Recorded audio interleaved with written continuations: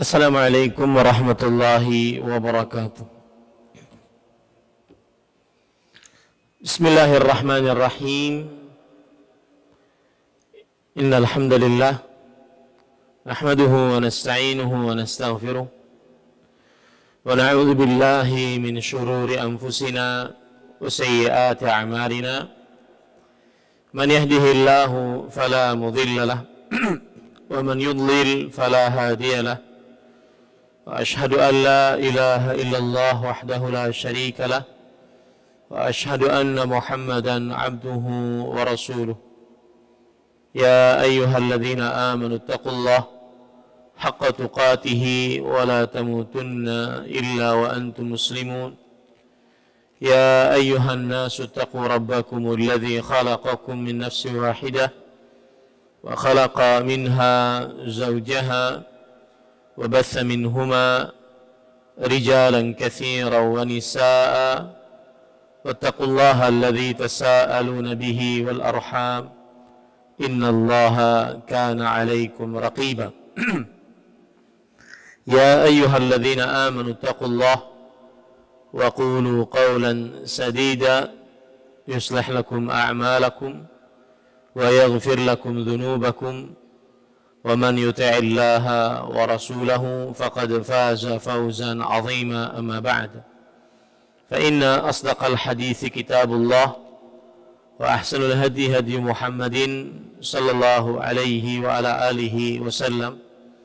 شر الأمور محدثاتها وكل محدثة بدعة وكل بدعة ضلالة وكل ضلالة في النار. Alhamdulillah, kita bersyukur pada Allah Subhanahu wa Ta'ala pada hari ini Selasa 23 Al-Muharram, bulan Allah yang suci 1443 Hijriah. Kita dimudahkan oleh Allah Subhanahu wa Ta'ala untuk duduk bersama kembali membaca kitab Riyadhus Shalihin min kalami Sayyidil Mursalin yang ditulis oleh Imam Abu Zakaria Yahya ibn Sharaf Imam An-Nawawi rahimahullahu ta'ala. Salawat dan salam semoga selalu Allah berikan kepada Nabi kita Muhammad sallallahu alaihi wa ala alihi wasallam, pada keluarga beliau, para sahabat, serta orang-orang yang mengikuti beliau sampai hari kiamat kelak. Dengan nama-nama Allah yang husna dan sifat-sifatnya yang mulia, kita berdoa, Allahumma inna nas'aluka ilman nafi'an wa rizqan tayyiban wa amalan mutaqabbala. Allahumma amin. Ahibati al-asatidzah wal ikhwah al-mukarramun, afanillah wa iyyakum. Para ikhwah sekalian, para ustadz yang saya cintai karena Allah, semoga Allah Subhanahu wa Ta'ala selalu memberikan afiat kepada kita. Masih kita di dalam Al-Bab Al-Hadi Asyara fil Mujahadah, bab yang ke-11, yaitu bab tentang mujahadah, bersungguh-sungguh untuk beribadah kepada Allah Subhanahu wa Ta'ala. Dan salah satu yang patut diperhatikan dalam pembacaan kitab Riyadhus Shalihin, bahwa kitab Riyadhus Shalihin ini sedikit berbicara tentang hukum fikih, hukum halal dan haram, tentang toharah, bersuci, puasa, haji, baca Quran, berzakat, sedikit. Tetapi lebih banyak berbicara tentang amaliyah atau fadhailul a'mal, keutamaan-keutamaan beramal.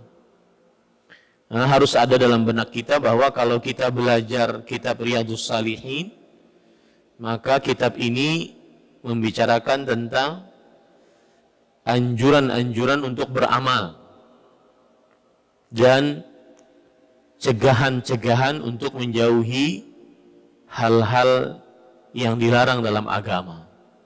Jadi dia sedikit berbicara tentang hukum-hukum fikih. Fikih tohara, fikih salat, fikih puasa, fikih zakat, fikih haji, sedikit berbicara tentang itu. Fikih nikah, fikih jual beli, sedikit. Tapi dia lebih kepada fadhailul a'mal. Dan kitab Riyadhus Shalihin, Allah memberkahi kitab ini, yang saya ketahui salah satu kitab yang diberkahi oleh Allah Subhanahu wa taala, berbicara tentang fadhailul a'mal. Di antaranya bab yang kita bicarakan, yaitu bab bersungguh-sungguh dalam beribadah kepada Allah Subhanahu wa taala. Itu satu poin. Kemudian juga dari bab mujahadah ini, sebagian ulama berpendapat bahwa al-ijtihadu fil ibadah afdalu min tarkil muharramat. Bersungguh-sungguh ibadah itu lebih utama dibandingkan meninggalkan yang haram.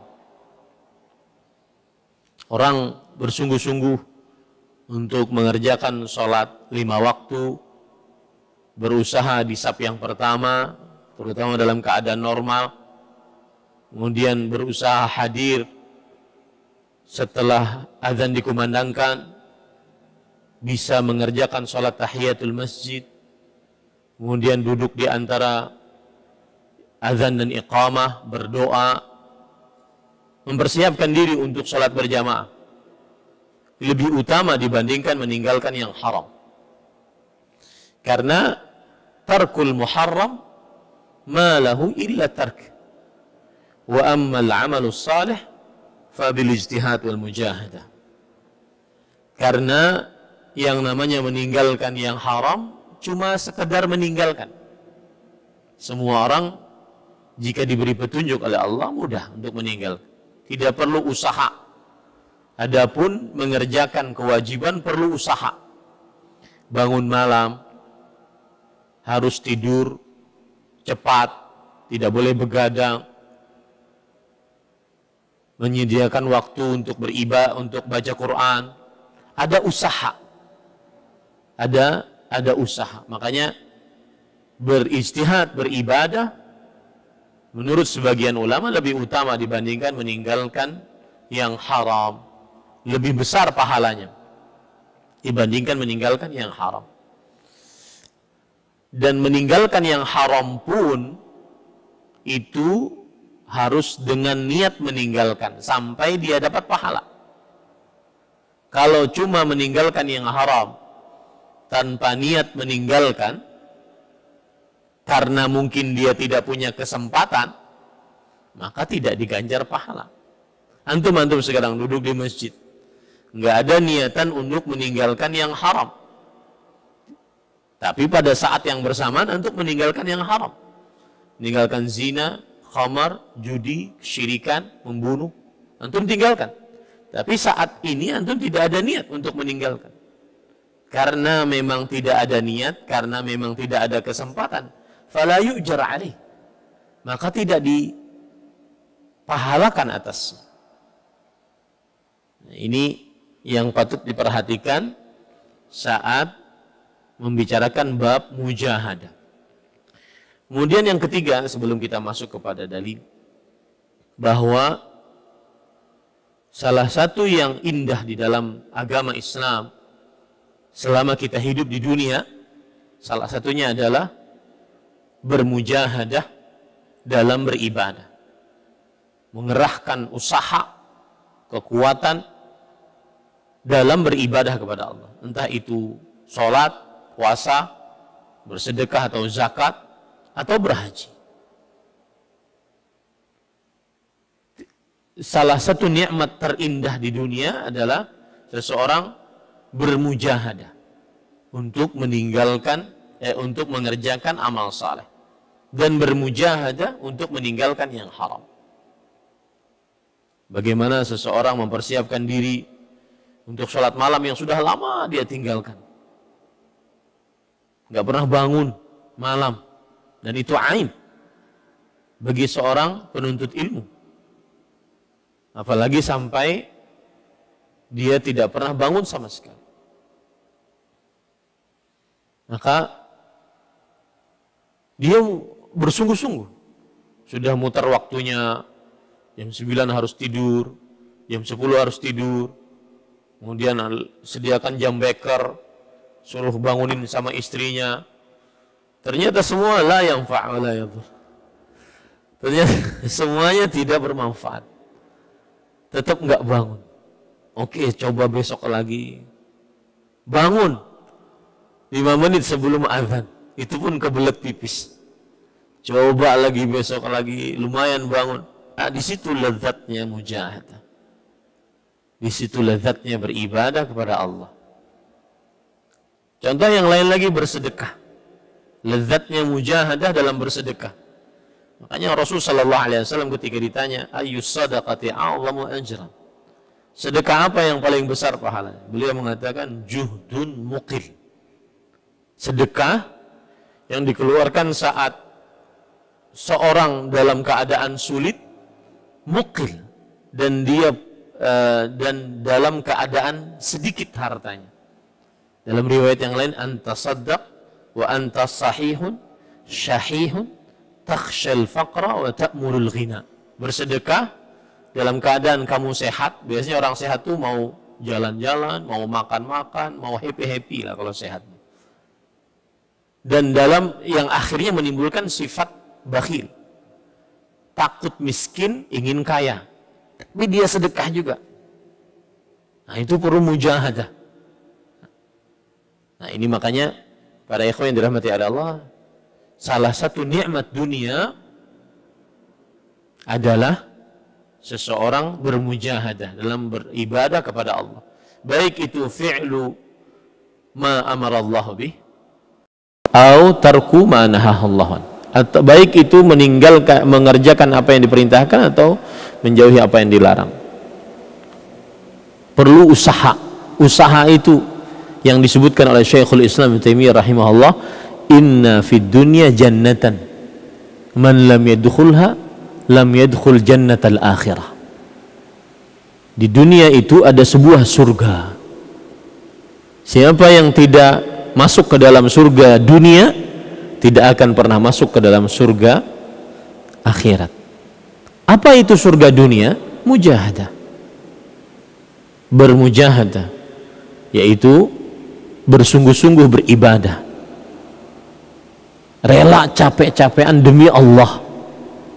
Rela meninggalkan syahwat demi Allah. Rela mengorbankan harta, nyawa demi Allah. Itu mujahadah. Dan di situ letak surga dunia. Nah, sekarang kita masuk kepada dalil terakhir yang dibawakan oleh penulis Al-Imam An-Nawawi rahimahullah dari ayat-ayat Al-Quran yang berkaitan dengan bab Al-Mujahadah, yaitu surat Ali Imran, surat Al-Baqarah ayat 273. Wa ma tunfiqu min khairin fa innallaha bihi alim. Wa ma tunfiqu, apa saja. Ma di situ ismul mausul. Wal ismul mausul yadullu 'ala al-umum. Apa saja yang kamu sedekahkan dari kebaikan apapun. Dan di sini bahasanya tunfiqu. Kalau kita terjemahkan dalam bahasa Indonesia, nafkahkan. Tentunya ada beda istilah-istilah. Sedekah, zakat, nafkah, hadiah, hibah. Ini beda-beda 5 istilah ini.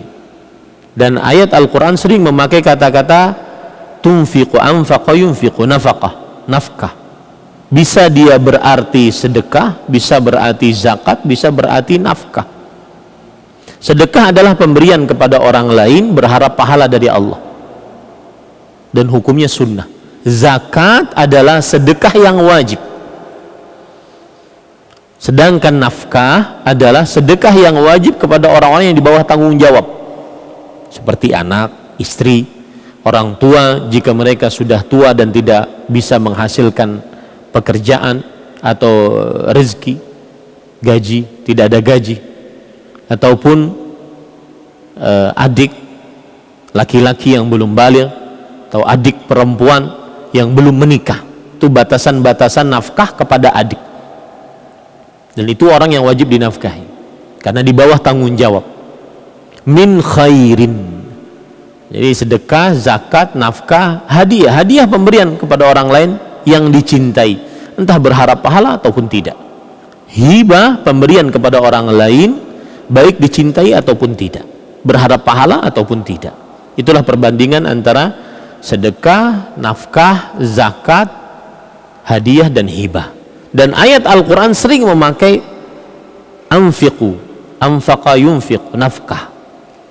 Berarti apa saja yang kalian nafkahkan, maksudnya kalian sedekahkan, min khairin, dari kebaikan apapun. Di sini kita harus paham betul bahwa nafkah bukan hanya dengan harta. Nafkah bukan hanya dengan harta. Sedekah bukan hanya dengan harta. Salah satu jenis sedekah dengan zikir. Inna bikulli tasbihatin sadaqah. Sesungguhnya di setiap ucapan subhanallah sedekah, setiap ucapan takbir sedekah, setiap ucapan tahmid sedekah, setiap ucapan tahlil sedekah, amar ma'ruf sedekah. Maka sedekah ada dua macam, yaitu dengan harta dan dengan selain harta. Sedekah dengan selain harta ada dua macam lagi. Sedekah yang bermanfaat untuk orang lain seperti amar ma'ruf, nahi mungkar, nasihat, atau sedekah dengan harta yang bermanfaat untuk diri sendiri dengan selain harta seperti zikir, baca Quran, itu sedekah semuanya. Yang jelas di sini apa saja yang kalian nafkahkan atau kalian sedekahkan dari kebaikan. Kebaikan itu macam-macam, apapun bentuknya. Dan ini mengisyaratkan bahwasanya bersedekahnya yang baik. Di sini letak mujahadahnya. Saya dulu pernah dengar kajian Ustadz Firanda di Mekah. Waktu itu umroh sama-sama, beliau ngisi kajian. Saya dengar, dan itu masih terngiang-ngiang sampai sekarang. Kalau saya lagi kajian, pasti saya beritahu masalah ini. Kata beliau, sebagian orang kalau bersedekah terutama kepada rahim kita itu bapak, ibu, terus ke atas, anak, cucu, terus ke bawah, saudara, saudari, kakak, adik, sepupu, keponakan, itu rahim kita. Paman, itu rahim kita. Sebagian orang kalau bersedekah terutama kepada rahim, bukan yang dari yang khair, bukan dari yang khair, yang baik, yang bekas biasanya. Kemudian beliau mencontohkan, kata beliau, kadang seorang adik ngasih kakaknya, "Kak, assalamualaikum." "Waalaikumsalam." "Iya deh, ada apa?" "Itu ada kulkas di rumah, bawa aja Kak. Saya punya 2. "Oh alhamdulillah dek, kakak perlu kulkas karena mau usaha dan semacamnya." Habis itu si adiknya pesan, "Kalau nanti kakak sudah ambil kulkasnya, bawa dulu ke bengkel." Bekas, bukan min khairin, bukan yang baik, padahal diberikan kepada rahim yang ada hubungan darah. Maka salah satu mujahadahnya, ini inti pendalilannya, mujahadahnya adalah bersedekah dengan yang terbaik yang kita miliki. Dan ini persis, ayat ini persis, ini kan Al-Baqarah ayat 273. Ayat ini persis seperti surat Ali Imran ayat 92. Lan tanalul birra hatta tunfiqu mimma tuhibbun wa ma tunfiqu min syai'in fa innallaha bihi alim. Kalian tidak akan pernah mendapatkan kebaikan sampai kalian bersedekah dengan yang sesuatu paling kalian cintai. Imam Ahmad mengatakan, amalkan ayat ini walau sekali dalam hidup, kita akan mendapatkan kelezatan hidup. Apa yang paling kita cintai, kita sedekahkan, dan itu berat. Dan apa saja yang kalian sedekahkan, apapun, maka Allah sesungguhnya maha mengetahui. Ketika Allah berfirman sesungguhnya Allah subhanahu wa ta'ala maha mengetahui, itu ada isyarat bahwa amalan kalian tidak akan sia-sia. Amalan kalian tidak akan sia-sia. Ayat ini akan lebih menarik kalau kita pahami dari sisi turunnya sebab turunnya ayat ini. Sebab turunnya ayat ini adalah dalam hadis riwayat Imam Ibnu Abi Hatim yang dinukilkan oleh Imam Ibnu Katsir dalam kitab tafsirnya, bahwa anna Nabi sallallahu alaihi wasallam kana ya'muru bis-shadaqah illa ala ahli Islam. Nabi Muhammad SAW tidak memerintahkan sedekah kecuali kepada orang Islam. Jadi kalau ente mau sedekah, sedekahlah kepada orang Islam.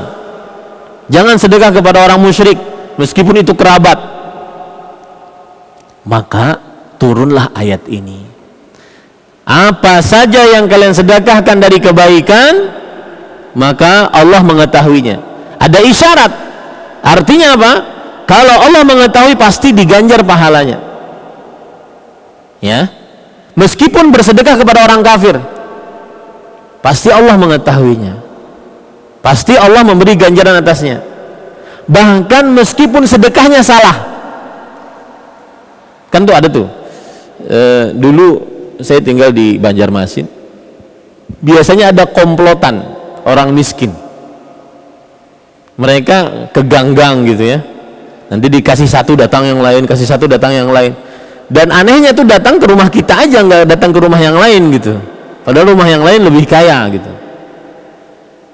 Maka meskipun salah kita bersedekah, dapat pahalanya. Dan ini disebutkan dalam hadis riwayat Imam Ahmad. Ada orang bersedekah ala yadi zaniyah. Bersedekah kepada seorang wanita ahli zina. Rasulullah SAW mengatakan, Allahumma lakal hamdu sadaqah ala yadi, tasaddaqa ala yadi zaniyah. Ya Allah, segala puji bagi engkau, dia sudah bersedekah atas seorang wanita pezina. Coba bayangkan. Yang kedua, tasaddaqa ala ghani, bersedekah terhadap orang kaya. Kata Rasulullah SAW, Allahumma lakal hamdu tasaddaqa ala ghani. Segala puji bagi engkau ya Allah, dia sudah bersedekah atas orang kaya. Yang ketiga, tasaddaqa ala yadi sariq, bersedekah atas orang miskin. Kemudian ditanya, kenapa diucapkan alhamdulillah? Itu kan sedekahnya salah. Kata Rasul sallallahu alaihi wasallam, orang tersebut bersedekah atas seorang wanita pezina, la'allaha tu'ifuhu 'anil zina. Semoga sedekah tadi menahan dia dari perbuatan zina karena disedekahi. Kemudian la'allaha, semoga sedekah tadi kan kepada orang yang kedua, orang kaya, la'allahu yastahi fayatasaddaq biha.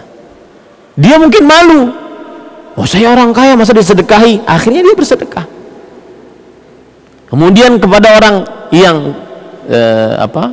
orang pencuri, maka semoga, kata Rasulullah SAW, semoga dia yang mencuri ini akhirnya tidak mencuri lagi dengan sedekah tersebut.